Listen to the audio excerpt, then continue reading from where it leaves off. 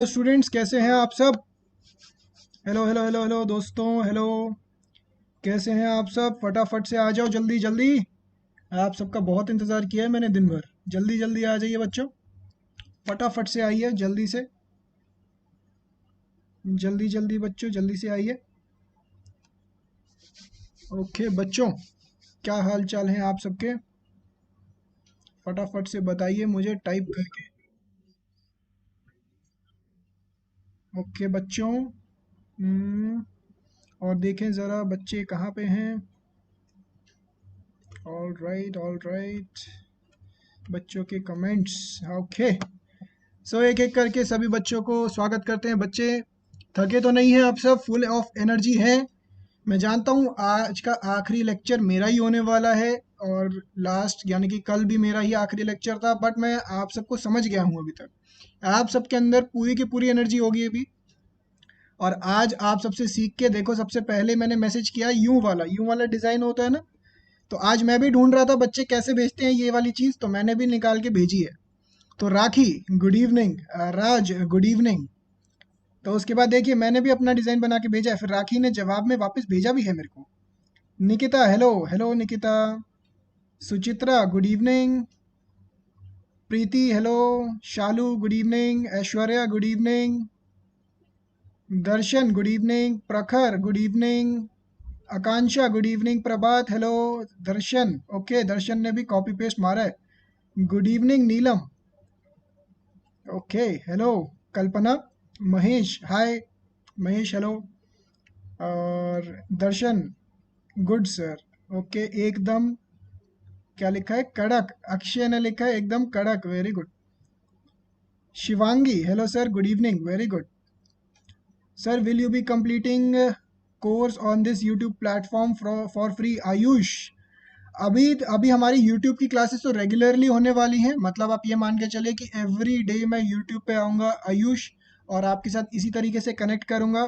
साथ ही साथ हमारा अन अकेडमी का एक और प्लेटफॉर्म है जिसके रिगार्डिंग मैं आपको जल्दी से जल्दी इन्फॉर्मेशन दूंगा, वहाँ पे भी आप क्लासेस के लिए आ सकते हैं और उसको ज्वाइन कर सकते हैं। अभी आजकल मैं आपका यूट्यूब पे आ रहा हूँ, आप पहले यूट्यूब पे मेरे से बातचीत करिए, जो भी डाउट्स हैं आपके लेकर आइए, फिर हम आगे बढ़ेंगे। Yogita, good evening.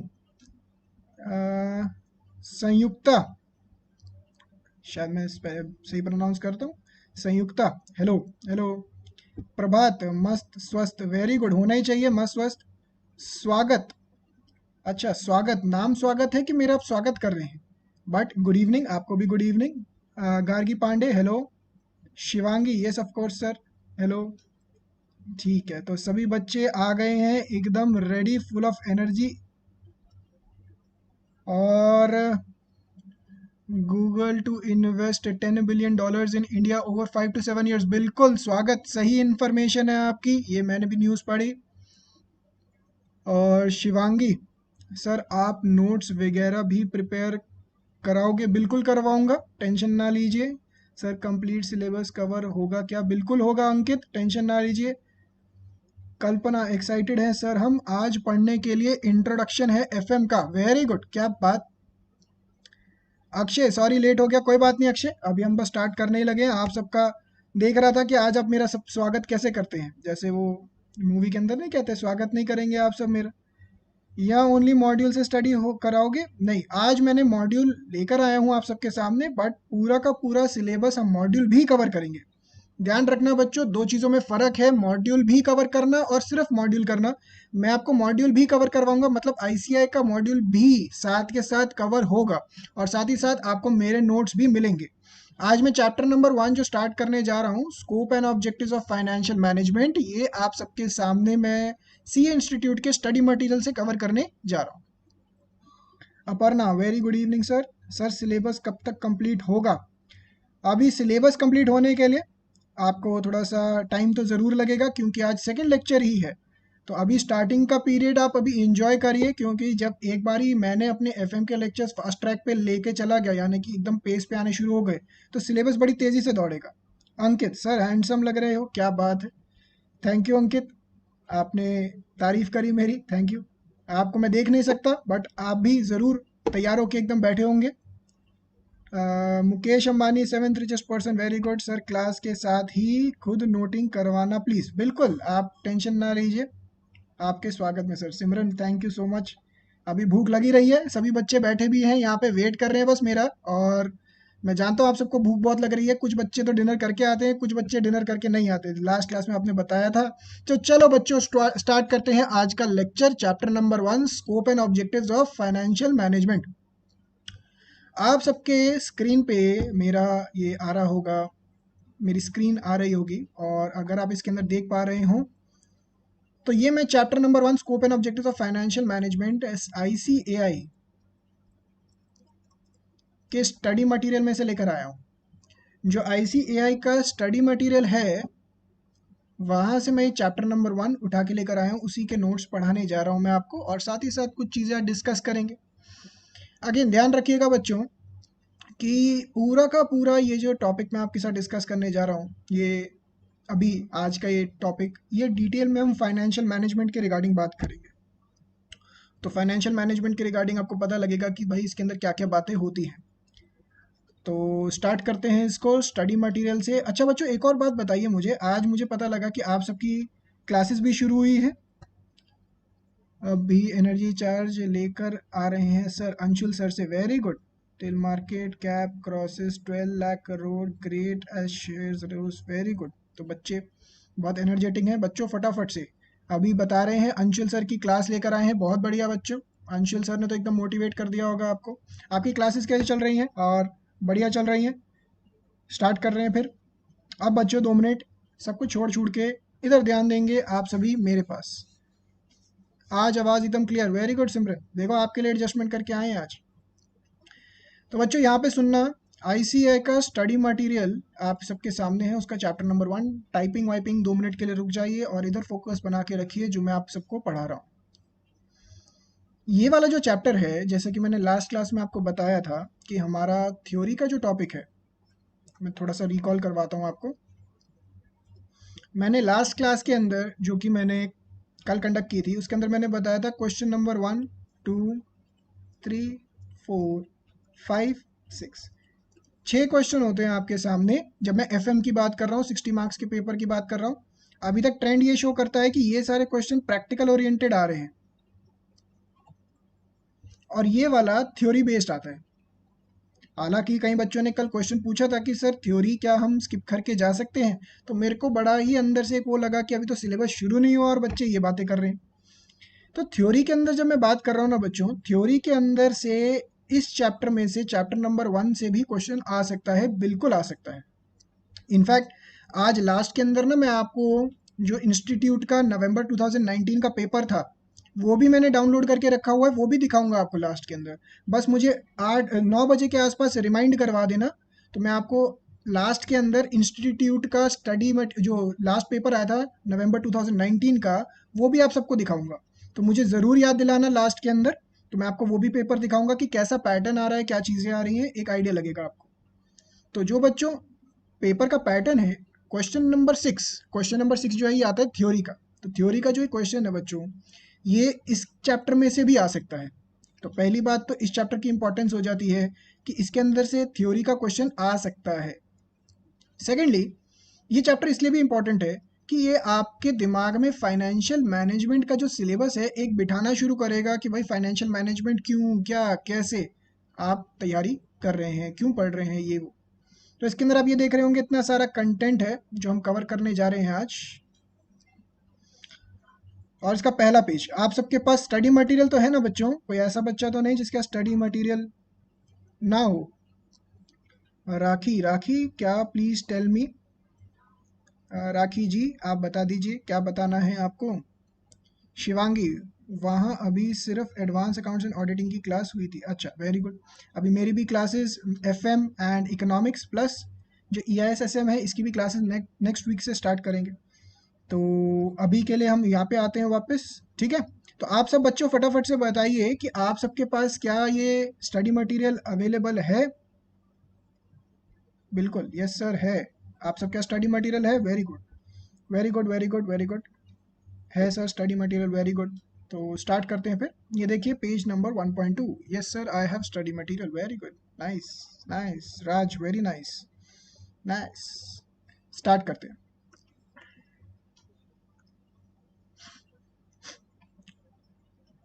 चैप्टर का ओवरव्यू है यहाँ पे, मतलब आप ये सारी मेनली चीज़ें कवर करेंगे। आज मैं आपका एक टारगेट लेकर आया हूँ कि इतना कंटेंट कवर करके जाएंगे ही जाएंगे, और फाइनेंशियल मैनेजमेंट के रिगार्डिंग कई सारी चीज़ें समझ के भी जाएंगे। तो मैं आपका एक टारगेट सेट करके आता हूँ बच्चों। होता क्या है कि जब भी मैं कोई भी लेक्चर लेने आता हूँ ना, तो एक टारगेट सेट करके आता हूँ कि आज के लेक्चर के अंदर इतनी चीज़ आपको समझ में आ जानी चाहिए। तो आज का मेरा टारगेट ये है कि कुछ मैंने इसके पेजेस डिसाइड कर रखे हैं, और कुछ एग्जाम्पल्स भी लेकर आया हूँ। आपको बहुत इंटरेस्टिंग लगेंगे जब मैं आपको प्रैक्टिकल चीज़ों के साथ जोड़ूंगा ना, आपको बहुत इंटरेस्टिंग लगेंगे। तो सबसे पहले बच्चों ये देखिए, फाइनेंशियल मैनेजमेंट का मैंने लास्ट क्लास में डिस्कशन किया था, और एक रफली अगर मैं डिस्कशन रिकॉल करूं तो हमने क्या बात की थी, बता दो बच्चों। फाइनेंशियल मैनेजमेंट, अब आधे से ज़्यादा बच्चों को तो यही लालच लगा हुआ है कि सर ये बताओ, पढ़ाई लिखाई तो बाद में करेंगे, पहले पैसा कैसे कमाना है वो चीज़ सिखाओ, है ना। मैं जानता हूँ बच्चों यही दिमाग में आ रहा होगा, आज इसी लालच के साथ आप मेरी क्लास में आए हैं क्या, कि सर ये सब तो छोड़िए, पहले ये बताइए पैसा कैसे कमाना है। No sir, I don't have. अच्छा, एक आधे बच्चे के पास नहीं है, तो किन के पास नहीं है? वैभव, वैभव ध्यान से सुनिए। वैभव, आपके पास स्टडी मटेरियल नहीं है, आप मुझे ना टुवर्ड्स द एंड, लेक्चर जब एंड होने वाला होगा आप मुझे ज़रूर बताना, तो मैं आपको स्टडी मटेरियल का लिंक बता दूंगा कि किस तरीके से आपने स्टडी मटेरियल डाउनलोड करना है, तो इसके थ्रू आप स्टडी मटेरियल डाउनलोड कर लेंगे। ठीक है, तो फाइनेंशियल मैनेजमेंट हमने क्या बात की थी बच्चों? फाइनेंस का मतलब क्या होता है? पैसा। और इसका मतलब क्या होता है बच्चों? Decision making. तो पैसे के रिगार्डिंग डिसीजन मेकिंग करना, इसी चीज़ का हमने मेनली डिस्कशन करना है। पूरे अपने सिलेबस के अंदर यही तो डिस्कस करेंगे कि जो पैसा है इसके रिगार्डिंग क्या क्या डिसीजन मेकिंग करनी है।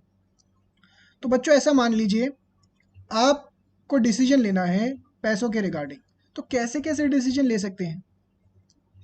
पहला, एक कंपनी ने ये देखा कि भाई मुझे किसी चीज़ में कोई एसेट खरीदना है।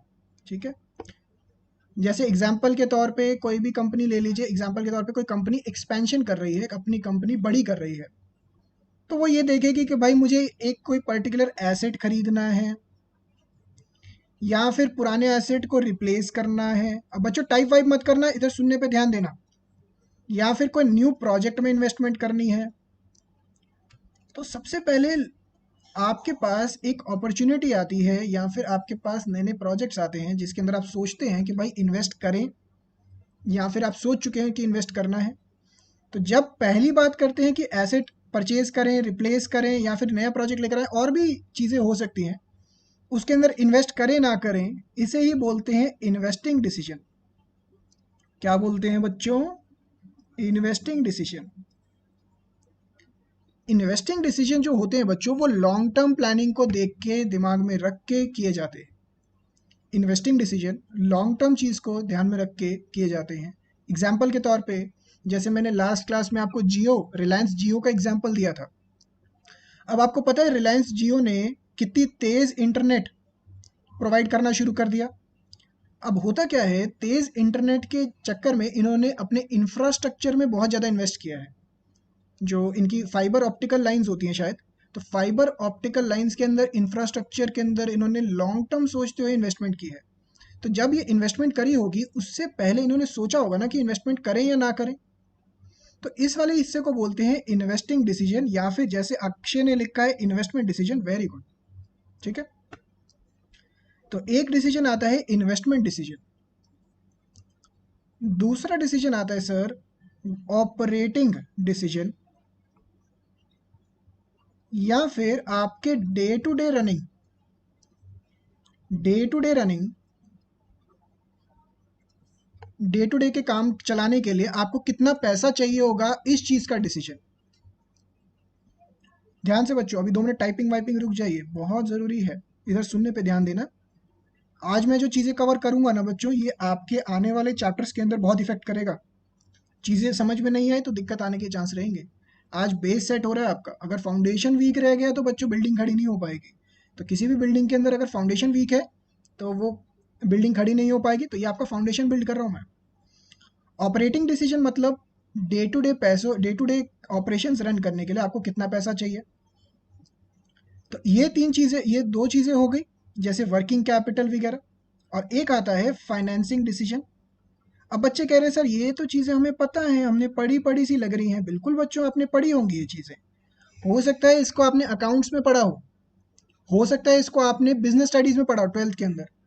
तो बट यही चीज़ों को जब हम इन डेप्थ लेके जाएंगे, अभी मैं इन डेप्थ लेके जाऊंगा। फाइनेंसिंग डिसीजन का मतलब क्या होता है बच्चों, ये पैसा लेकर कहाँ से आए, पैसा लेकर कहाँ से आए, इन्वेस्ट करने के लिए या फिर डे टू डे के खर्चों के लिए। तो ये तीन मेजर डिसीजंस हो गए, investing decision, operating decision, financing decision. इसको बोलते हैं हम यूटिलाइजेशन ऑफ फंड्स। क्या बोलते हैं बच्चों, यूटिलाइजेशन ऑफ फंड्स। और इसको बोलते हैं प्रोक्योरमेंट ऑफ फंड्स। अच्छा बच्चों, आप बताओ इसके अलावा कोई और डिसीजन होता है। कैश फ्लो स्टेटमेंट, मयंक ने बोला कैश फ्लो स्टेटमेंट में, बिल्कुल बढ़िया, क्या बच्चे ने लिंक जोड़ा है, बिल्कुल। रंजना हेलो, आपको भी हेलो रंजना। इसके अलावा बच्चों एक और डिसीजन होता है डिविडेंड डिसीजन, जिसके रिगार्डिंग मैं आपसे कुछ बातें अभी थोड़ी देर में करूंगा। इसके अलावा एक और डिसीजन होता है डिविडेंड डिसीजन, जिसके रिगार्डिंग मैं अभी आपसे बातें करूंगा। अब कुछ बच्चे सोच रहे होंगे सर डिविडेंड के रिगार्डिंग भी कंपनी डिसीजन लेती है। बिल्कुल, इतनी इंपॉर्टेंट चीज़ है डिविडेंड कि पूछिए मत। अभी इसके रिगार्डिंग मैं थोड़ी देर में बात करूंगा, ठीक है। अब जो आपकी बुक्स में लिखा हुआ है, अब मैंने आपके ना एक फ्रेमवर्क सेट कर दिया बच्चों दिमाग के अंदर। अब जो बुक्स में लिखा हुआ है इसके यहाँ से एक एक करके पढ़ना शुरू करते हैं। जो मैं बच्चों इस हाइलाइटर से मार्क करूंगा वो इंपॉर्टेंट हो जाएगा, और जो मैं इससे मार्क कर रहा हूँ उसको आप सिंपली अंडरलाइन कर सकते हैं। तो ध्यान से दोबारा से रिपीट कर रहा हूँ इंस्ट्रक्शन, जो मैं हाईलाइट करूँ या बोलूँ इंपॉर्टेंट है वो आपके लिए इंपॉर्टेंट हो जाएगा। और जो मैं ऐसी नॉर्मल पेन से मार्क वगैरह कर रहा हूँ वो आप ध्यान रखेंगे कि भाई इस तरीके से रीड कर रहा है हमने। तो स्टेज नंबर 1 क्या होता है, decide which asset to buy, premises, machinery, equipment. Determining what is total investment required for buying such asset, इसे बोल रहे हैं इन्वेस्टिंग डिसीजन। क्या बोल रहे हैं बच्चों, इसे बोल रहे हैं इन्वेस्टिंग डिसीजन। फिर यहाँ पे कितना पैसा चाहिए। Apart from buying assets, the entrepreneur would also need to determine how much cash he would need to run the daily operations. In other words, this is also known as working capital requirement. अभी तक जो जो चीज़ें हमने समझी ना बच्चों, तो ये हो गया इन्वेस्टिंग डिसीजन, ये हो गया ऑपरेटिंग डिसीजन, ऑपरेटिंग या फिर वर्किंग कैपिटल डिसीजन। और ये आखिरी वाला हो गया financing decision. The next stage is to decide what all sources does the entrepreneur need to tap to finance the total investment. कहाँ से पैसा लेकर आए, तो ये क्या हो गया, ये हो गया फाइनेंसिंग डिसीजन। क्या हो गया बच्चों, ये हो गया हमारा फाइनेंसिंग डिसीजन। तो इस तरीके से हमारा ये वाला हिस्सा आता है। यहाँ पे पढ़ते हैं इसको। अब मैं थोड़ा सा इलेबोरेट करना शुरू करूंगा यहाँ पे, ठीक है बच्चों।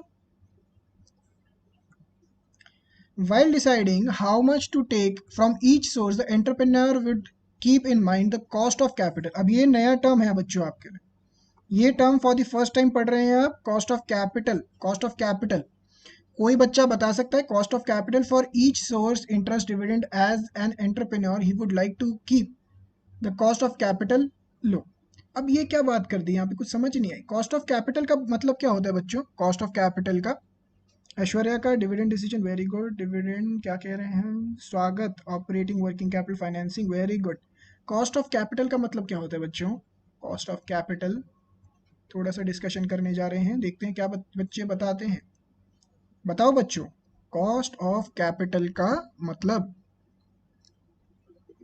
अब बच्चे पता है, मुझे लगता है बच्चे क्या लिख के भेजेंगे, कैपिटल की जो कॉस्ट होती है ना सर, उसे ही कॉस्ट ऑफ कैपिटल बोलते हैं, यही लिख के भेजेंगे बच्चे, जहाँ तक मैं बच्चों को जानता हूँ। एक्सपेंस, अच्छा धीरज ने कोई अच्छी डेफिनेशन लिखी लग रहा है, एक्सपेंसेस विच विल इनकर फॉर प्रोक्योरमेंट ऑफ फाइनेंस। इनका आपका स्टेटमेंट धीरज काफ़ी हद तक अच्छा है। नीलम इंटरेस्ट, दर्शन ने लिखा इंटरेस्ट, स्वागत ने लिखा एक्सपेंस ऑन कैपिटल, काफ़ी अच्छी आ रही है ये वाला wordings. Sanyukta, return expected by investor from company, क्या बात है, बहुत अच्छा टर्मिनोलॉजीज यूज की हैं आपने संयुक्ता। पेमेंट ऑफ इंटरेस्ट, ठीक है, मतलब इंटरेस्ट सिर्फ नहीं और भी बातें आती हैं। एनी इंटरेस्ट और एक्सपेंसेस ऑन बोरोइंग, ठीक है। अच्छा, अब इस चीज़ को 2 मिनट समझने जाते हैं, समझते हैं इस चीज़ को। देखिए बच्चों, वापस आते हैं।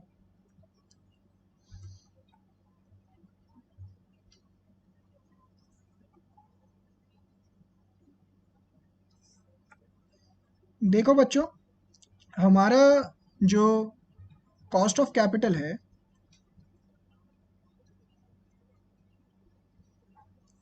अभी मैंने जैसे मैं इसको पिछले पेज पे समझाता हूँ, रुको। जैसे हमने यहाँ पे बात की, ठीक है, यहाँ पे हमने पिछले पेज पे लिखा ना ये वाला कि फाइनेंसिंग डिसीजन होता है ये सब। अब मैं फाइनेंसिंग डिसीजन की कुछ बातें करने जा रहा हूँ, देखिए ध्यान से। ध्यान से बच्चों सोच के देखना, ये सोचने वाली चीज़ है, अभी हम सोचने पे ध्यान दे रहे हैं। फाइनेंसिंग डिसीजन,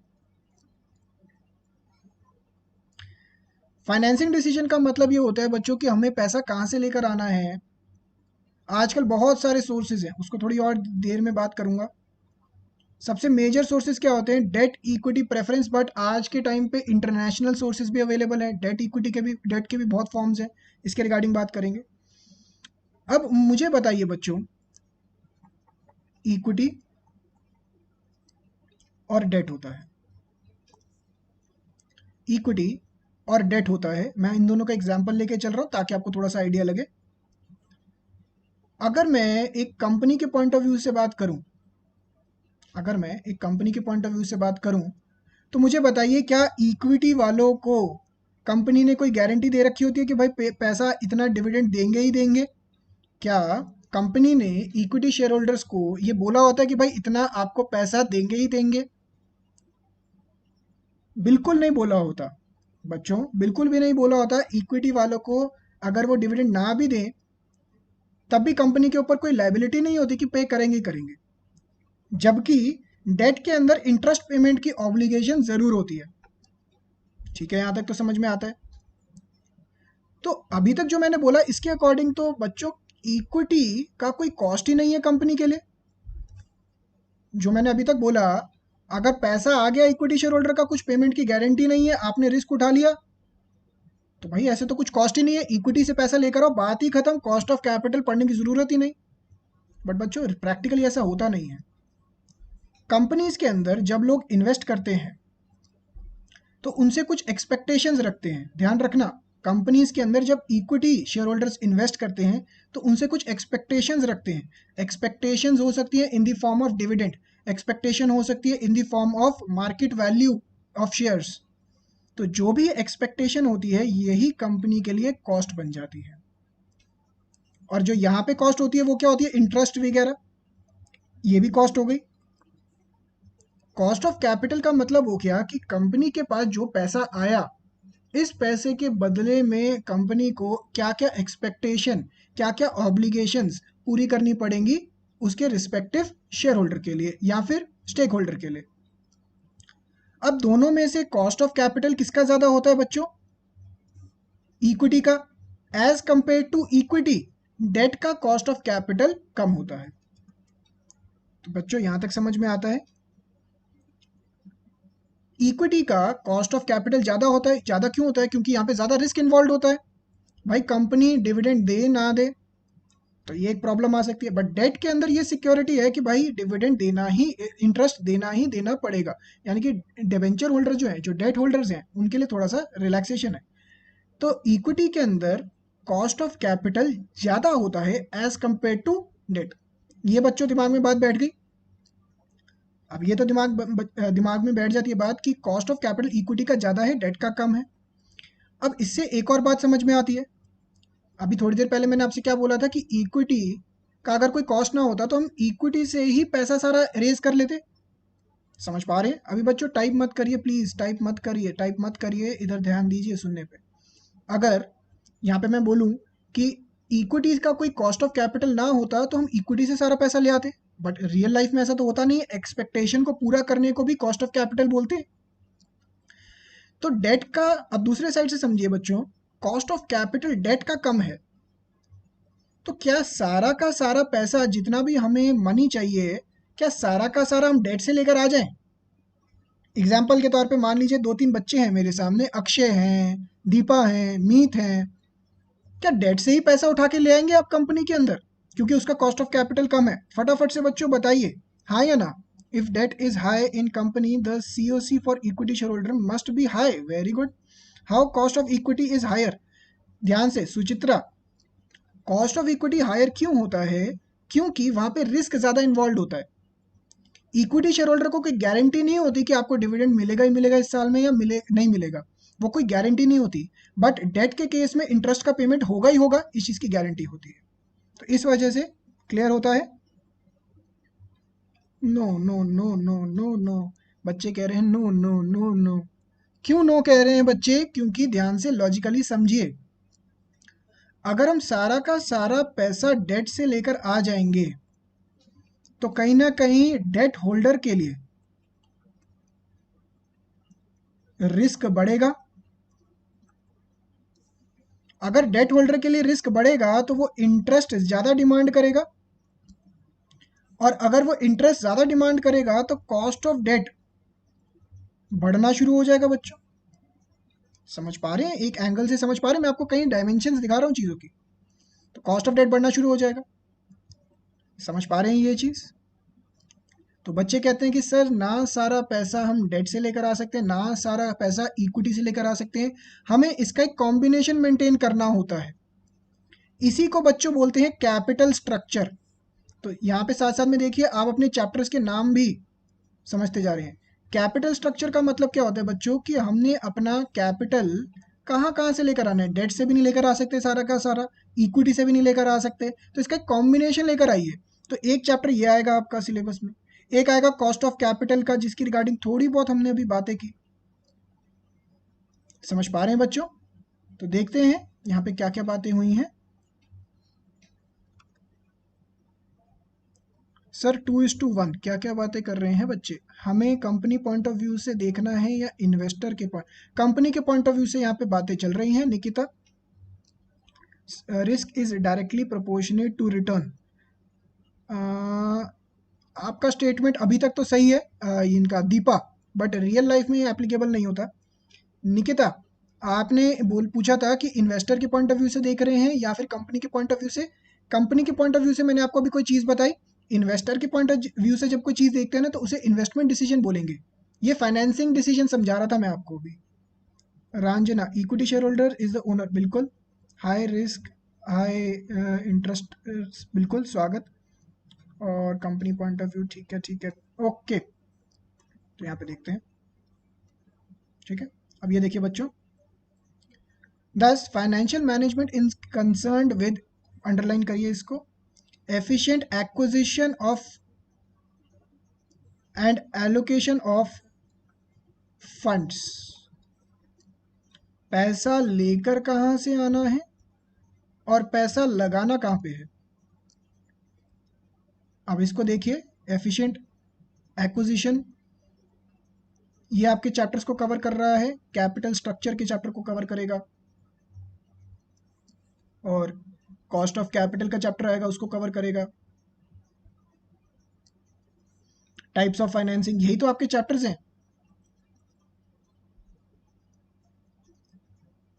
लीवरेज, ये कहीं ना कहीं उन चैप्टर्स को कवर कर रहा है। एलोकेशन का मतलब ये कैपिटल बजटिंग को कवर करेगा बच्चों। फिर एक आपका एक और चैप्टर है risk, risk in capital budgeting, उसको भी कवर करेगा। फिर एक आएगा वर्किंग कैपिटल, वर्किंग कैपिटल क्या आएगा बच्चों? वर्किंग कैपिटल मैनेजमेंट का एक चैप्टर है। तो यही आपका सिलेबस है, और इसके अलावा एक और चैप्टर है आपके सिलेबस में जिसका नाम है डिविडेंड डिसीजंस। तो इसके रिगार्डिंग एक एक करके बातें करना शुरू करेंगे। हाँ, तो देखिए, where to go get the money from financing decision, investment decisions and dividend decisions. अब बच्चों का यहाँ पे क्वेश्चन आना चाहिए बच्चों, कैपिटल बजटिंग, कैपिटल बजटिंग क्या? स्वागत। कैपिटल बजटिंग का क्या लिख रहे हैं आप? जॉय ऑफ लाइफ, अच्छा जॉय ऑफ लाइफ, क्या इक्विटी शेयर कैपिटल सिक्योर हो सकती है? इक्विटी शेयर कैपिटल सिक्योर नहीं हो सकती। क्यों? क्योंकि उसके अंदर रिस्क इन्वॉल्व होता है। आप किसी चीज़ के ओनर बन रहे हैं तो ऑब्वियस ही बात है, वहाँ पे रिस्क आएगा ही आएगा कि भाई आप वहाँ पे इन्वेस्ट करें और ओनरशिप ले रहे हैं, तो अगर बिजनेस नहीं चला तो आपका पैसा डूब भी सकता है। तो एक ज़्यादा रिस्क आता है as compare to debt. Joy of life, clear हो रहा है? Leverage is the amount of debt. अच्छा, लीवरेज के बारे में अभी बात करेंगे अक्षय, अभी चैप्टर आएगा ना तब बात करेंगे। सारा कुछ फर्स्ट लेक्चर के लिए नहीं, अभी थोड़ा बचा के रखते हैं। चलो, अब डिविडेंड डिसीजन के रिगार्डिंग कुछ बातें कर लें या फिर डिविडेंड डिसीजन रोक के रखें?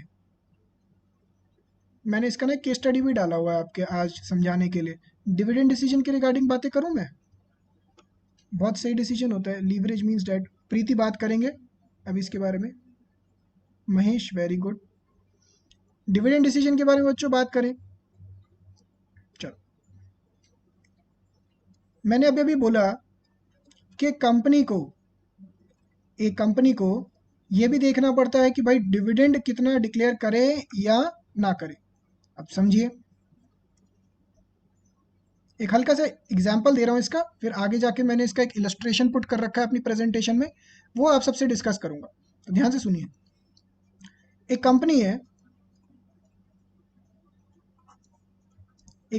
कोई भी रैंडम कंपनी है, इसके इक्विटी शेयर होल्डर्स हैं। जो इक्विटी शेयर होल्डर हैं उन्हीं को हम डिविडेंड देते हैं, क्योंकि उनका डिविडेंड फिक्स नहीं होता। अल्टीमेटली ये निकल के कैसे आता है कि हमने रेवेन्यू में से कॉस्ट माइनस किया। अगर मैं यहाँ पे लिखूँ, रेवेन्यू में से हम वेरिएबल कॉस्ट माइनस करते हैं। सुनना बच्चों ध्यान से, ये बहुत ज़रूरी चीज़ बोल रहा हूँ मैं। फिर फिक्स्ड कॉस्ट माइनस करते हैं, और सारी कॉस्ट वगैरह माइनस करने के बाद अर्निंग बिफोर टैक्स आ जाता है। फिर इसके अंदर से टैक्स माइनस करते हैं तो अर्निंग आफ्टर टैक्स आ जाता है। ठीक है, अब एक कंपनी ने ये पैसा, इसको मैं प्रॉफिट बोल रहा हूँ, ठीक है, अभी के लिए इतना प्रॉफिट कमा लिया। अब कंपनी को ये डिसाइड करना है कि ये पैसे का हम डिविडेंड डिक्लेयर कर दें, यानी कि अपने शेयर होल्डर्स को दे दें, या फिर उसको रिटेन करके धंधे में, बिजनेस में वापस इन्वेस्ट करें। और बच्चों यहाँ पे कोई छोटे मोटे अमाउंट की बात नहीं हो रही। कंपनीज को करोड़ों रुपए का प्रॉफिट होता है, और ये डिसीजन अगर कंपनी ने ढंग से नहीं लिया तो बहुत बहुत ज़्यादा फर्क पड़ सकता है। समझ रहे हैं? तो ध्यान से सुनिए, डिविडेंड डिक्लेयर करना या रिटेन करना। अगर आप इस कंपनी के फाइनेंशियल ऑफिसर होते, चीफ फाइनेंशियल ऑफिसर होते, तो आप क्या करते? आप क्या डिविडेंड डिक्लेयर कर देते सारा, या लालची बन के सारा का सारा प्रॉफिट कंपनी में रख देते? बता दो बच्चों, क्या आप एक फाइनेंशियल मैनेजर के हिसाब से सोच रहे हैं या आप एक बच्चे के हिसाब से सोच रहे हैं?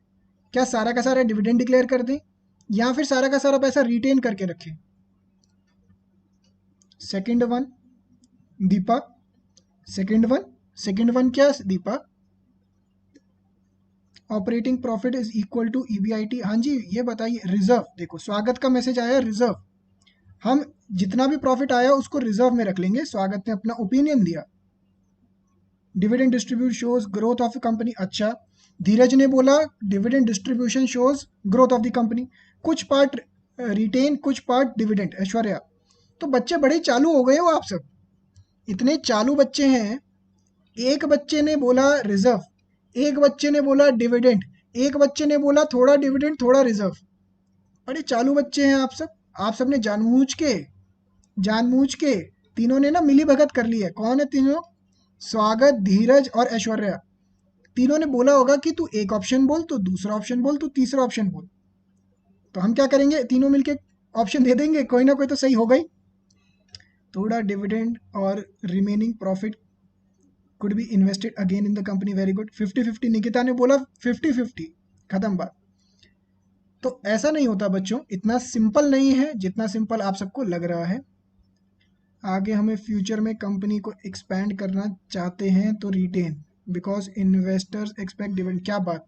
अब आपके थोड़े थोड़े पॉइंट्स आ रहे हैं, ध्यान से सुनना। फाइनेंस क्या लिखा है मयंक ने? फाइनेंसिंग डिसीजन लेंगे। अच्छा, नहीं, ध्यान से 2 मिनट सुनिए।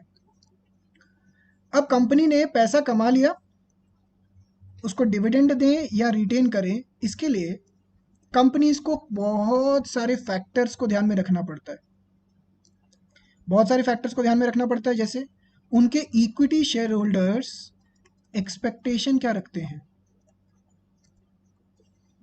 भाई अगर इक्विटी शेयर होल्डर्स आपसे एक्सपेक्ट कर रहे हैं कि हमें डिविडेंड दो, तो उनको डिविडेंड देना चाहिए आपको। अगर आप डिविडेंड नहीं देंगे तो आपके शेयर होल्डर्स बोलेंगे कंपनी बेकार है, और अगर अब वो बोलेंगे कंपनी बेकार है तो आपका मार्केट वैल्यू गिरेगा शेयर का।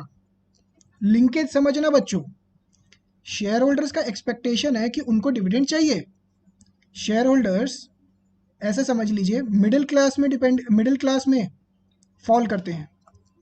शेयर होल्डर्स को डिविडेंड चाहिए, अगर आप उनको डिविडेंड नहीं देंगे तो वो बोलेंगे कंपनी बड़ी बेकार है, एक्सपेक्टेशन पूरी नहीं करके देती। और अगर आप उनकी एक्सपेक्टेशन पूरी नहीं करके देंगे तो कहीं ना कहीं वो आपके कंपनी के शेयर बेच देंगे मार्केट में, और आपके कंपनी के शेयर अगर वो बेच देंगे तो कहीं ना कहीं आपका मार्केट वैल्यू शेयर का गिरेगा, और मार्केट वैल्यू शेयर का गिरेगा तो कंपनी बदनाम होनी शुरू हो जाएगी। तो आप समझ पा रहे हैं, मिडिल क्लास हैं, रिच हैं आपके शेयर होल्डर्स, क्या एक्सपेक्टेशन लगा के बैठे हैं। तो ये सब डिविडेंड डिसीजन के अंदर फॉल करता है। और भी जैसे बच्चे बता रहे हैं, ये भी बता रहे हैं बच्चे कि भाई फ्यूचर इन्वेस्टमेंट अपॉर्चुनिटीज़ क्या है। अगर आपको लग रहा है कि फ्यूचर के अंदर कंपनी में बहुत ज़बरदस्त इन्वेस्टमेंट अपॉर्चुनिटी आ रही है, तो शेयर होल्डर्स को समझाओ, शेयर होल्डर्स को समझाओ कि भाई हमें पैसा री इन्वेस्ट करना चाहिए कंपनी के अंदर। अगर हम री इन्वेस्ट नहीं करेंगे तो फ्यूचर में ग्रोथ कैसे होगा और आपको मार्केट वैल्यू ज़्यादा कैसे मिलेगा। तो यही डिविडेंड डिसीजन, आपका एक चैप्टर आएगा डिविडेंड डिसीजन का, उसके अंदर मैं आपको डिटेल में बताऊंगा कि भाई डिविडेंड डिसीजन में क्या क्या होता है। बहुत इंटरेस्टिंग चैप्टर है। इसके बाद बच्चों आता है मीनिंग ऑफ फाइनेंशियल मैनेजमेंट।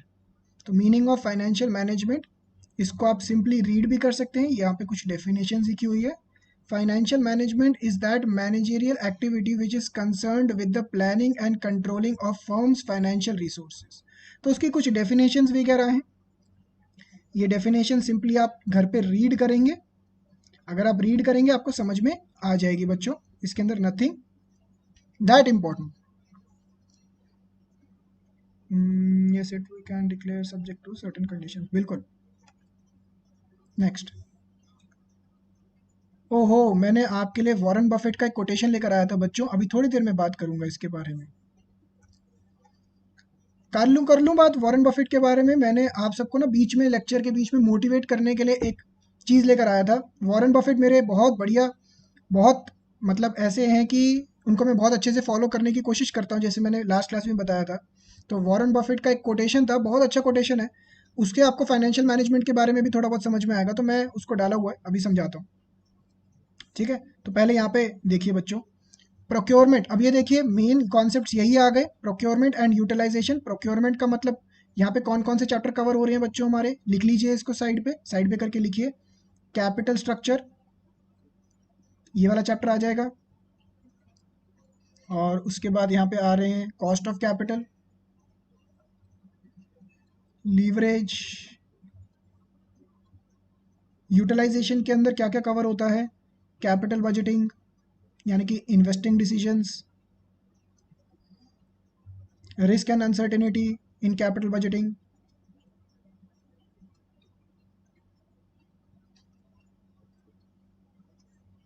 और इसके अलावा वर्किंग कैपिटल मैनेजमेंट।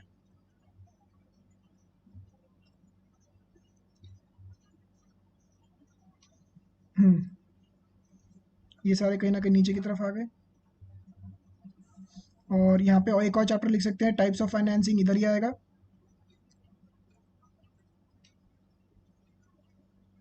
ठीक है, और एक रेशियो एनालिसिस का चैप्टर भी आपके सिलेबस के अंदर, एक डिविडेंड का चैप्टर, डिविडेंड इधर आ सकता है। तो आपका चैप्टर, आपका पूरा सिलेबस बच्चों इसी चीज़ के आसपास रिवॉल्व करता है। अगर किसी भी आप में से एक भी बच्चे को ये चीज़ समझ में आ गई, जिंदगी में अप्लाई कर लिया, काम खत्म है। और एक रेशियो एनालिसिस है, वो भी यहाँ पे आ जाता है। May I know that conditions, क्या लिखा है, जॉय ऑफ लाइफ, क्या कंडीशंस की बात कर रहे हैं आप। Subject to conditions, very good.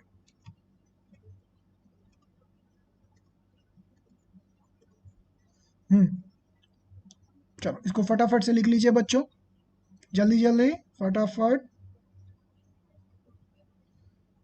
हम्म, अच्छा, ये यहाँ पे धीरज ने लिखा है रिप्लाई, वेरी गुड।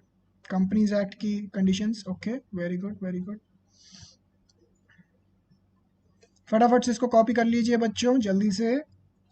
ओके, अब बच्चों फटाफट से 2 मिनट लगेंगे मुझे, जैसा कि मैंने आपको बताया था। मैं बहुत ही मन से इसका एक कोटेशन ढूंढ के लेकर आया हूँ आप सबके लिए। वॉरेन बफेट, जो बच्चे नहीं जानते, अगेन वॉरेन बफेट हम आज के सबसे सक्सेसफुल इन्वेस्टर हैं। और इन्होंने एक कोटेशन दिया है जो मैं आप सबके साथ शेयर करना चाहूंगा। इससे आपका एक पावर ब्रेक भी हो जाएगा और एक बहुत ही डिटेल में डिस्कशन भी हो जाएगा। वॉरेन बफेट कहते हैं, नेवर डिपेंड, अरे यार ये तो दिख ही नहीं रहा है, येलो से करते हैं, never depend on a single income, make investment to create a second source. क्या बात बोली है बच्चों। इन्होंने बोला, never depend on a single income, make investment to create a second source. तो ये कौन से डिसीजन की बात कर रहे हैं यहाँ पे देखिए ना बच्चों, make investment to create second source of income. तो यहाँ पे ये इन्वेस्टमेंट डिसीजन की तो बात कर रहे हैं। कह रहे हैं कि आप अपनी ज़िंदगी के अंदर अलग अलग जगहों पे इन्वेस्टमेंट्स करिए। बेशक वो स्टॉक मार्केट में हो, स्टॉक मार्केट से आपको क्या मिलेगा, डिविडेंड। बेशक वो रियल एस्टेट में हो, बेशक वो बॉन्ड्स के अंदर हो, बेशक वो बिजनेस के अंदर हो। अगर आपने अपना कहीं ढंग से इन्वेस्टमेंट किया तो आपको भाई बहुत ज़बरदस्त रिटर्न मिलेगा और सेकंड सोर्स ऑफ इनकम होना चाहिए। तो इनके क्या क्या डाउट आ रहे हैं। अपर्णा का डाउट है, सर डेट मैनेजमेंट कहाँ आएगा। डेट मैनेजमेंट आपका कैपिटल स्ट्रक्चर के अंदर आ जाएगा। और Sanyukta, if company has inappropriate profits they can declare dividend and can pay in the next year. ठीक है, ये आप कंपनीज लॉ की बात, उसकी बात करें, लॉ की। This is very relevant in Covid. क्या बात धीरज, ये जो आपने बोला है ना धीरज, एकदम सही बोला है। कोविड के सिचुएशन में ये चीज़ बहुत काम आती है। तो मेरा बस ये मन था कि आप सबको बताऊं कि भाई प्रैक्टिकली भी ये चीज़ें हैं। इतने फेमस बंदे हैं और इनके कोटेशन में बहुत अच्छे से फॉलो करता हूँ। तो इन्होंने बोला कि सेकंड कंडीशन बनाइए आप। ज़िंदगी में बस एक बात आज के लेक्चर से सीख के जाना, अगर आप कभी भी पैसे कमाते हैं ज़िंदगी के अंदर, जब भी सैलरी कमाएं, प्रैक्टिस से पैसा कमाएं, कुछ भी करके, टीचिंग करके, कोई बिजनेस करके पैसा कमाएं, अपना सेकंड सोर्स ऑफ इनकम ज़रूर जनरेट करना। बैंक में फिक्स डिपॉजिट्स करवा दो, पीपीएफ अकाउंट खुलवा दो, स्टॉक मार्केट में इन्वेस्ट करो, रियल एस्टेट में इन्वेस्ट करो, ताकि आपको ज़िंदगी में कभी परेशानी ना आए पैसों से। तो इसके रिगार्डिंग भी मैंने अपनी टीम से डिस्कशन की है कि मैं आपके लिए कुछ ऐसे प्रैक्टिकल इन्वेस्टिंग लेक्चर्स लेकर आऊँगा। तो जब वो आएंगे तो मैं आपसे और डिटेल में बात करूँगा। बट फिलहाल के लिए वापस आ जाते हैं यहाँ पे, procurement of funds. Procurement of funds, Simran, SIP, systematic investment plans, very good. Deepa ने लिखा है, sir other one never keep all eggs in one basket. बिल्कुल, रिस्क स्प्रेड ओवर होगा, बिल्कुल ऐश्वर्या। म्यूचुअल फंड्स, अच्छा अब इसके रिगार्डिंग थोड़ा सा साइड करते हैं, ये ऑफ टॉपिक जा रहे हैं। म्यूचुअल फंड्स वगैरह किस तरीके से, इसकी ना मैं अलग से क्लास रख दूंगा, जहाँ पे आपको इन्वेस्टमेंट कैसे करना है, क्यों करना है, किसके अंदर करना चाहिए, आपकी एज के अंदर, और उसके लॉन्ग टर्म इफेक्ट्स क्या होंगे, उसके बारे में बात करेंगे। बट फिलहाल के लिए आप इधर ध्यान दीजिए, ठीक है। अब क्लास में ध्यान दीजिए, हम पैसा कमाना भी सीखेंगे और पढ़ाई भी करेंगे, ठीक है बच्चों। ये एक प्रॉमिस किया था आपने मेरे से लास्ट क्लास के अंदर। और प्रोक्योरमेंट ऑफ फंड्स की बात करने जा रहे हैं, ध्यान से सुनेंगे आप। एक ना आपका चैप्टर आएगा पूरा का पूरा, टाइप्स ऑफ फाइनेंसिंग। पूरा का पूरा थ्योरी चैप्टर है टाइप्स ऑफ फाइनेंसिंग का। इसके अंदर हम अलग अलग सोर्सेज ऑफ फंड्स की बात करेंगे, अलग अलग जगहों से कहाँ कहाँ से पैसा लेकर आ सकते हैं। बट यहाँ पे कुछ चीज़ें लिखी हुई हैं, तो यहाँ पे इसको पहले डिस्कस कर लेते हैं। डिबेंचर्स एंड बॉन्ड्स, ये तो सिंपल सा है, डेट, डेट से पैसा लेकर आ सकते हैं आप। हायर परचेज एंड लीजिंग, अच्छा कोई बच्चा मुझे बताए हायर परचेज एंड लीजिंग के अंदर ये एक फॉर्म ऑफ फाइनेंसिंग कैसे हुआ। राखी, ओ माय गॉड, मैं तो मिस कर रहा था राखी, ये यू सुपरमैन वो। Sir also tell, I am very interested regarding angel investor. Okay very good Dheeraj, मैं भी इंटरेस्टेड हूँ आपको बताने के लिए एंजल इन्वेस्टिंग, एंजल फाइनेंसिंग के रिगार्डिंग मैं अभी बताऊंगा। ओके, दीपा ने भी अपना भेजा है, अरे दीपा क्या हो गया, उदास क्यों बैठे हैं आप? दीपा, ना दीपा ना, उदास नहीं होना। म्यूचुअल फंड सही है, कैंपेन इसलिए चलाया गया होगा क्योंकि केतन मेहता ने यूटीआई। अच्छा चलो छोड़िए उसको। पहले फटाफट से बच्चों, नलायकों, नलायक बच्चों, इसका तो आंसर दो। हायर परचेज एंड लीजिंग के बारे में बताइए मुझे। ये एक सोर्स ऑफ फाइनेंसिंग कैसे होता है बच्चों?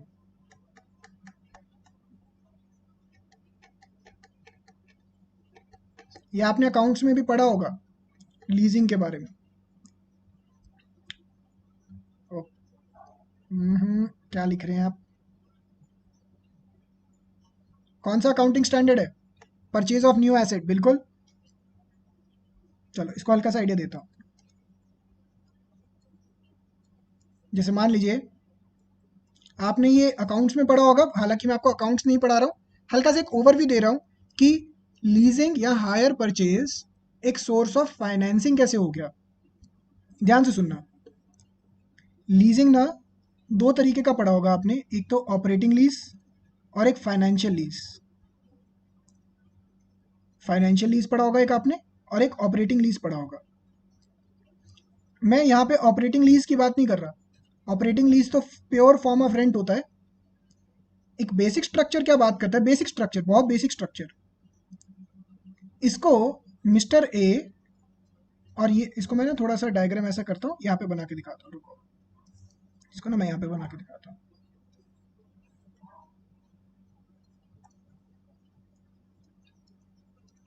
ये है मिस्टर ए, नाम बता दो किसी का। दीपा, खुश हो गए ये तो, दीपा वेरी गुड। और ये दीपा का ही नाम रख देते हैं। और ये है दीपा मैडम, हमारी प्यारी दीपा मैडम। अब दीपा मैडम को चाहिए मशीनरी, बट इनके पास पैसा नहीं है। पैसा देखो, पैसे की पोटली बना दूं, ये देखो पैसा नहीं है दीपा मैडम के पास, ये नहीं है। इनके पास पैसा है।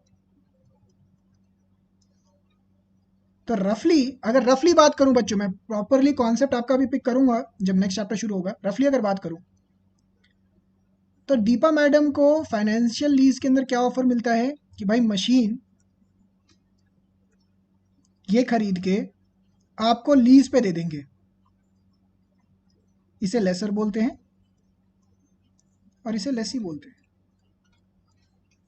और ये इनको लीज पे करते रहेंगे। इन्होंने मशीन लीज पे दे दी इनको। बेसिकली पैसा किसका लगा, मिस्टर ए का। और दीपा लीज पे करते जाएंगे, करते जाएंगे, करते जाएंगे, करते जाएंगे। क्या दीपा को, दीपा मैडम को काम करने के लिए पैसा मिस्टर ए ने इनडायरेक्टली फाइनेंस नहीं कर दिया? क्योंकि उन्होंने पूरा पैसा एक बारी में तो लगाया नहीं है। तो दीपा मैडम, आपका जो पैसा है वो किसने इन्वेस्ट किया, मिस्टर ए ने। ठीक है ये चीज एक तरीके से फॉर्म ऑफ फाइनेंसिंग नहीं हो गया? फिर लास्ट के अंदर एक ऑप्शन मिलता है। क्या ऑप्शन मिलता है बच्चों? कि अगर आप सारी लीज पे कर दोगे तो दीपा मैडम के नाम पे ये मशीनरी भी ट्रांसफर हो जाएगी। इसे ही तो बोलते हैं फाइनेंसिंग, फाइनेंशियल लीज। समझ पा रहे हैं? अच्छा, नवंबर 2019 का पेपर डिस्कस करते हैं, 2 मिनट रुक जाइए यहाँ पे। क्या ये बात समझ पा रहे हैं बच्चों? Lease, financial lease and hire purchase, ऐसा ही कुछ रफली एक फॉर्म बनता है। हमारी दीपा मैडम कहाँ गई? In last installment ownership transfer, क्या बात है। आज किसी को कोई कॉन्सेप्ट समझ में आया हो ना हो, दीपा को ये कॉन्सेप्ट जरूर समझ में आया होगा। दीपा, क्या आपको ये कॉन्सेप्ट समझ में आया?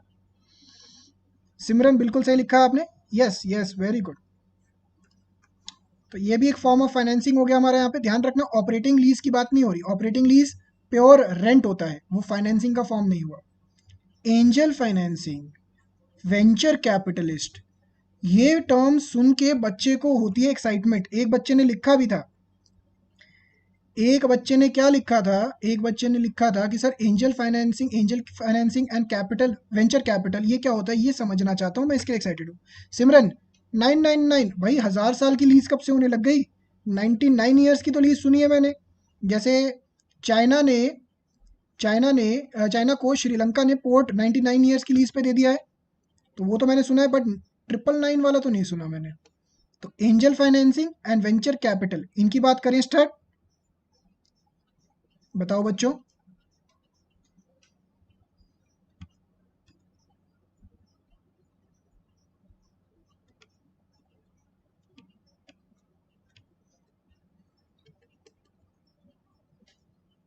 समझी सर, क्या बात है, दीपा का मैसेज। चलो स्टार्ट करते हैं। Angel financing and venture capital, ध्यान से सुनना बच्चों, बहुत ही इंपॉर्टेंट कॉन्सेप्ट है, और इसके लिए मैं आपके लिए एक एग्जांपल भी लेकर आया हूँ। 100 ईयरलीज, वेरी गुड, स्वागत।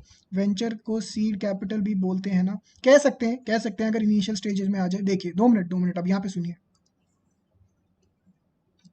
ओ माय गॉड, ये मैंने क्या एग्जाम्पल पिक किया है एंजल फाइनेंसिंग का, ये सर आपने क्या लेकर आए हैं, कुछ समझ सा नहीं आया। ये किसकी फोटोग्राफ रख दी आपने, क्या है ये बच्चों, क्या लिखा हुआ है, बता दो बच्चों, क्या लिखा हुआ है ये। शार्क टैंक, क्या है ये बच्चों, शार्क टैंक क्या है। क्या आप में से किसी ने ये शार्क टैंक के एपिसोड्स देखे हैं, क्या आप में से किसी ने शार्क टैंक के एपिसोड्स देखे हैं बच्चों। क्योंकि मैं इस सीरीज का बहुत बड़ा फैन हूँ, और ये एंजल फाइनेंसिंग का इतना बढ़िया मुझे एग्जाम्पल लगा कि मैं हर बैच के अंदर जब भी पढ़ाता हूँ इसका एग्जाम्पल ज़रूर देता हूँ। शार्क टैंक कौन है सर, ये लोग, ये अब मैं एक एक करके समझाता हूँ, ध्यान से सुनिए, इसको ऐसे समझाते हैं। देखिए, मान लीजिए, किसका एग्जाम्पल लें पहले फटाफट से बताइए, किसका एग्जाम्पल लें यहाँ पे। नो सर नो, अभी मैं समझाता हूँ, 2 मिनट रुकिए। किसका एग्जाम्पल लें, इंकी पिंकी पोंकी, और ये आया, क्या नाम आया, राखी। राखी, राखी आपका नाम पकड़ा गया, तो ये राखी मैडम है हमारी। कौन सी मैडम है, राखी मैडम।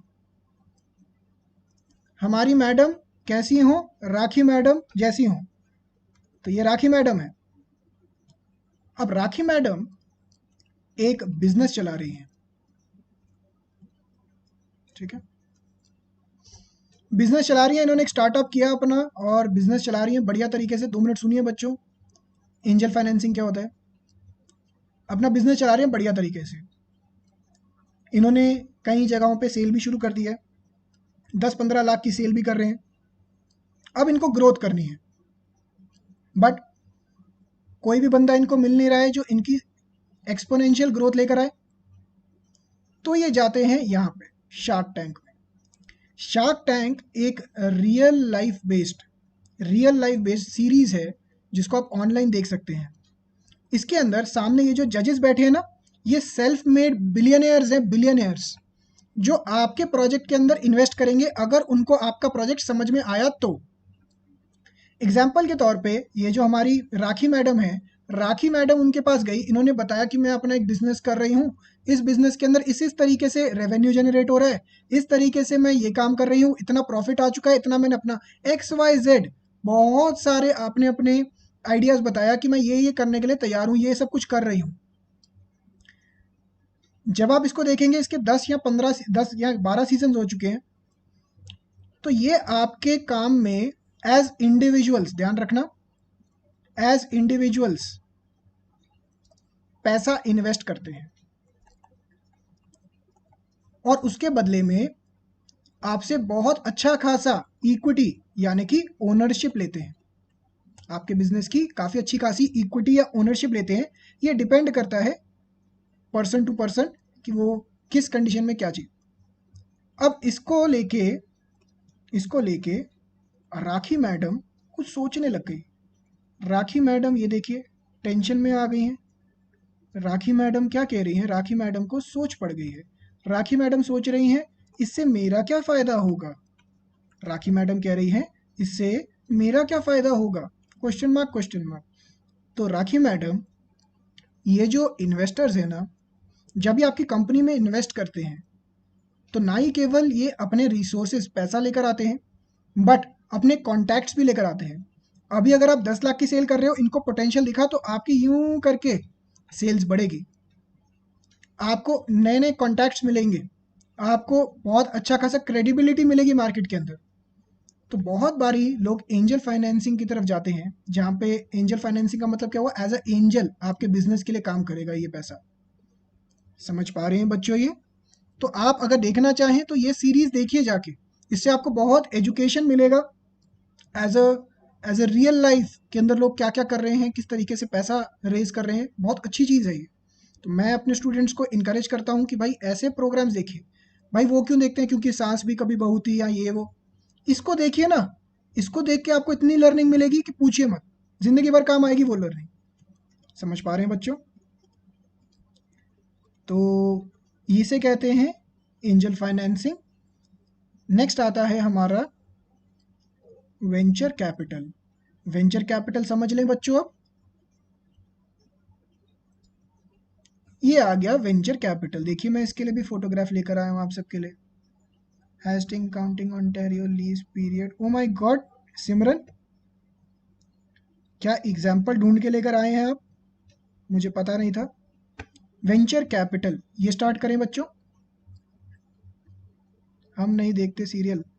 निकिता देखते आप ही होंगे। जिस बच्चे ने जो बात पकड़ ली ना, वो बच्चा वही चीज करता है। आप निकिता जरूर कोई ना कोई सीरियल देखते होंगे ना, आना इस देश लाडो, या फिर क्योंकि सास भी कभी बहू थी, ऐसे कोई ना कोई सीरियल जरूर देखते होंगे। राखी, यस सर, आ गया समझ। राखी मैडम को सबसे बढ़िया समझ में आया। Shark tank available in YouTube, बिल्कुल इसके कुछ कई एपिसोड्स अवेलेबल हैं, आप देख सकते हैं। शार्क टैंक जरूर देखेंगे, बिल्कुल सर। टाइम ही नहीं टीवी देख, अरे क्या बात प्रीति, टाइम ही नहीं है, कह रहे टाइम ही नहीं है, इतने बिजी हूं मैं, डिस्टर्ब ना करिए। तो आप ये सब बाद में देख लेना। अभी हम वापस आते हैं, वापस आ जाइए बच्चों पैसों की दुनिया से। पैसों की दुनिया है ही ऐसी कि पूछिए मत। सिमरन बिल्कुल आपने बहुत बढ़िया फैक्ट बताया है भाई। 100 साल की लीज ढूंढ दी है इन्होंने। एग्जाम्पल दे रहे हैं, ये ऑन्टारियो लीज पीरियड 100 साल से ऊपर का, 100 साल, 9,999 ईयर्स का है। तो वेंचर कैपिटल के बाद स्टार्ट करते हैं, ध्यान से सुनिए। तो इधर सुनिए, व्हाट इज वेंचर कैपिटल। अब होता क्या है इसके अंदर, जैसे एग्जाम्पल दे रखा है, इसी एग्जाम्पल को पिक करते हैं। सैम हटा देते हैं, सैम नहीं। अब किसका नाम लिखे यहाँ पे, सैम वैम हटाइए, सैम नहीं, कोई और नाम आएगा यहाँ। पिंकी पिंकी पोंकी, और ये आ गए अक्षय। कौन आ गए ये? अक्षय। ये प्यारे हमारे अक्षय, सीधे साधे हमारे अक्षय। तो ये अक्षय जो हैं, ये उनकी बात हो रही है, ठीक है। अब होता क्या है, अक्षय के पास एक जबरदस्त तरीके का आइडिया है। अक्षय जो है ना भाई, इनको छोटा मोटा मत समझिए, बड़ा जबरदस्त आइडिया है इनके पास। आइडिया ऐसा है कि एक मशीन लगाएंगे, सब्जी डालेंगे, सोना निकलेगा। क्या जबरदस्त आइडिया है अक्षय के पास। अभी सीए बने नहीं है, या फिर ऐसा मान लीजिए सीए भी बन गए हैं। बहुत जबरदस्त आइडिया है इनके पास, बस एक कमी है कि अभी इनके पास पैसा नहीं है। अभी इनके पास पैसा नहीं है, बस एक कमी रह गई किस चीज़ की, कि इनके पास अभी पैसा नहीं है। आइडिया बड़ा जबरदस्त है। बैंक के पास जाते हैं, बैंक इनका आइडिया रिजेक्ट कर देता है। यानी कि बैंक को लगता है कि भाई हम इसको लोन तभी देंगे ना जब इसकी क्रेडिट वर्दीनेस होगी। अरे बच्चों नालायकों, देखो कॉन्सेप्ट की तरफ ध्यान नहीं है नालायकों का। स्माइली फेस भेज रहे हैं, धुन ताना नाना, क्या क्या कैसी कैसी बातें कर रहे हैं नालायक बच्चे। स्माइली फेस भेजे जा रहे हैं। नालायकों, कॉन्सेप्ट पे ध्यान दे लो, कॉन्सेप्ट समझ लो। नालायक बच्चे, बिल्कुल नालायक बच्चे हैं इधर। तो अक्षय जो है, इनके पास जबरदस्त तरीके का आइडिया है, बट इनके पास अभी पैसा नहीं है, या ऐसा समझ लीजिए क्रेडिट वर्दीनेस अभी नहीं है। क्वालिफाइड है सीए अक्षय, बी कॉम कर रखा है, सीएसपी कर रखा है, सब एकदम क्वालिफाइड। बैंक के पास जाते हैं, बैंक इनको पैसा नहीं देता। बैंक कहता है कि भाई हम पैसा क्यों दे, आपकी कोई क्रेडिबिलिटी नहीं है अभी, जो वो सिविल स्कोर होता है ना वो भी नहीं है। तो बैंक इनका प्रपोजल रिजेक्ट कर देता है। बैंक कहता है नहीं भाई, हम आपको पैसा नहीं देंगे।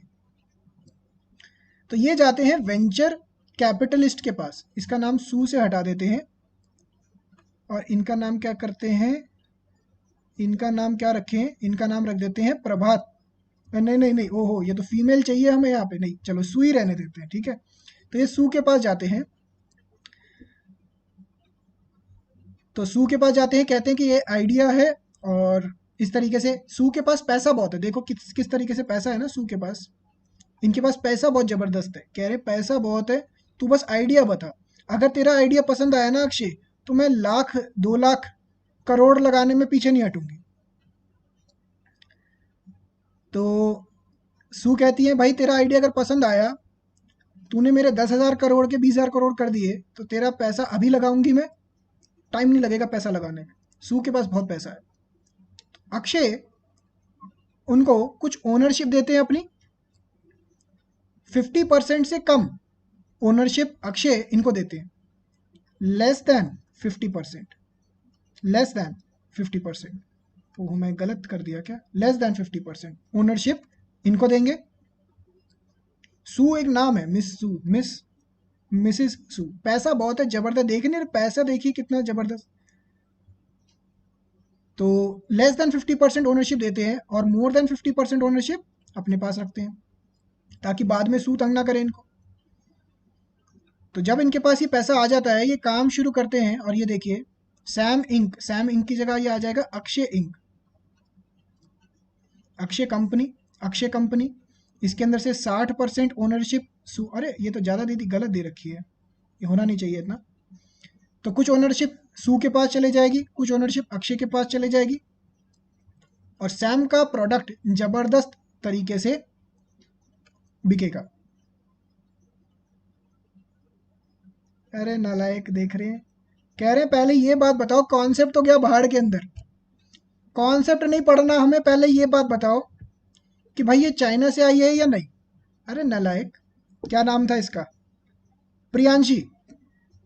पहले पढ़ तो लीजिए, कह रहे चाइना से आई है नहीं आई है, पहले ये समझाओ, कॉन्सेप्ट नहीं समझना आपने। इधर सुनिए ध्यान से, नालायक बच्चे। तो ये समझ में आ रहा है बच्चों कॉन्सेप्ट वेंचर कैपिटलिस्ट का। तो ये वेंचर कैपिटल भी आता है। इसी तरीके से कमर्शियल बैंक से आप short term, medium term, long term.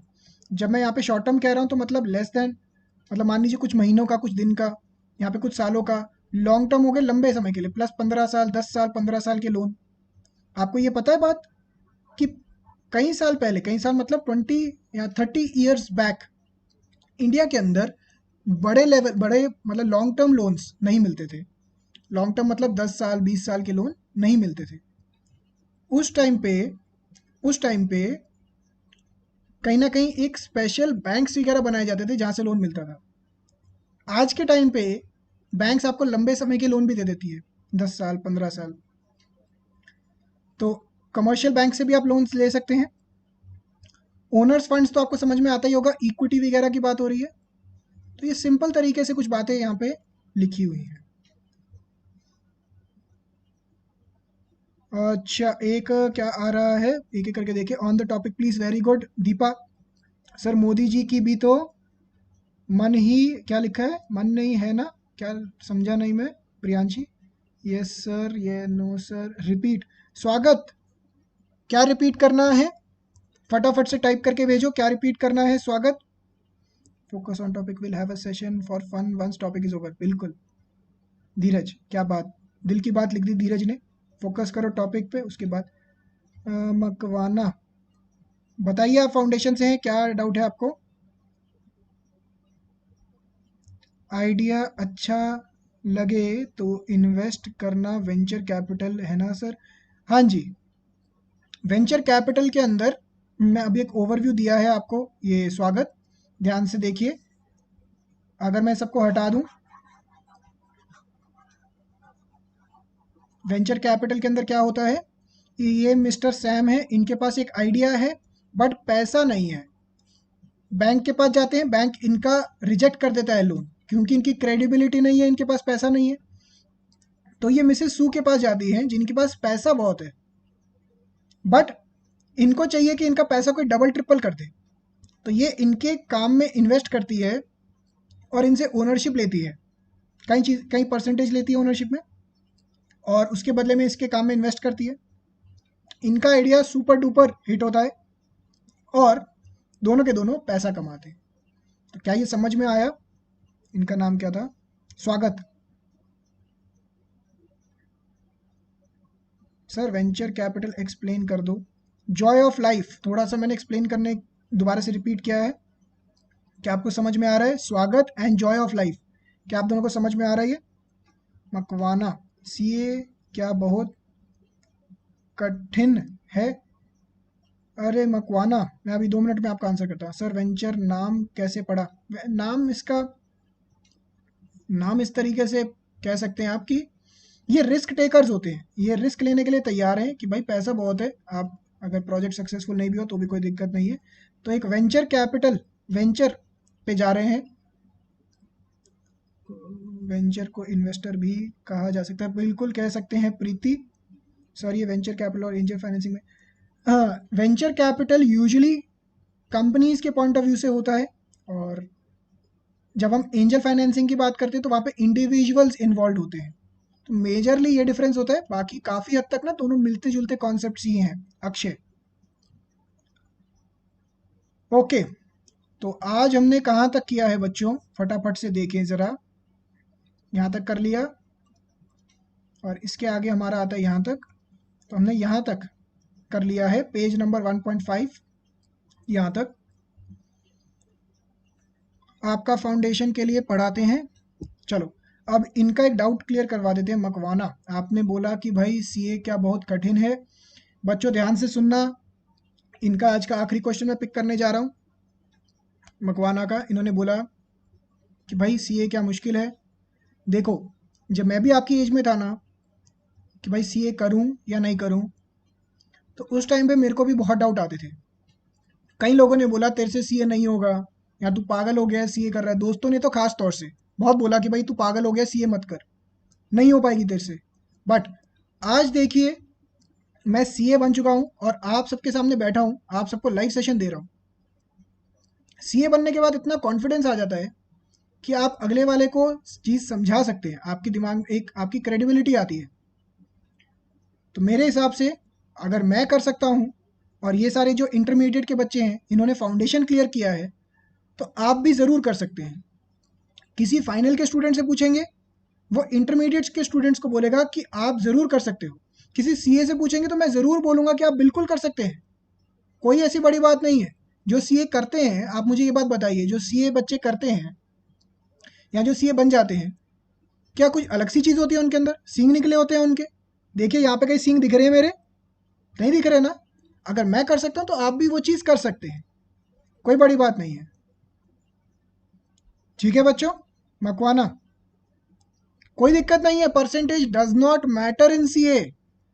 भाई 84% हो, 95% हो, अगर आप मेहनत कर सकते हैं तो आप पेपर क्लियर कर सकते हैं। बस सिर्फ ये मैटर करता है, मेहनत, और कुछ नहीं। ठीक है बच्चों? तो होपफुली आज का सेशन आप सबको समझ में आया हो। थोड़ी बहुत चीज़ें इंटरटेनिंग बनाने के लिए मैंने एग्जाम्पल्स भी पुट किए। तो आज का सेशन यहीं पे रोकते हैं, तो कल मिलेंगे अगेन। आज के लिए बाय बाय। बाय बाय बच्चों, बाय बाय। ठीक है बच्चों, गुड नाइट। फटाफट से बच्चों एक बारी थम्स अप, वीडियो को लाइक कर दिया आपने? नहीं ना लाइक हो, वीडियो को लाइक करिए, एक बारी बाय बाय कर दीजिए, यूं यूं जैसे भी आप करते हैं।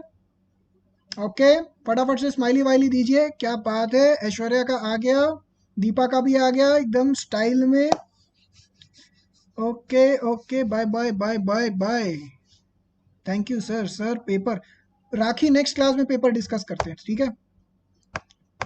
तो ठीक है बच्चों। मकवाना, आप ज़रूर आइए नेक्स्ट सेशन में, मैं आपको ज़रूर बताऊंगा। आप या तो कमेंट करिए मकवाना, मैं आपका ज़रूर रिप्लाई करूंगा। सर कल पहले पेपर डिस्कस करेंगे, बिल्कुल डन। अपर्णा, नेक्स्ट लेक्चर में आते ही आप सबसे पहले मुझे याद दिलाना कि पेपर डिस्कस करना है, ठीक है बच्चों? Okay, bye bye, see you.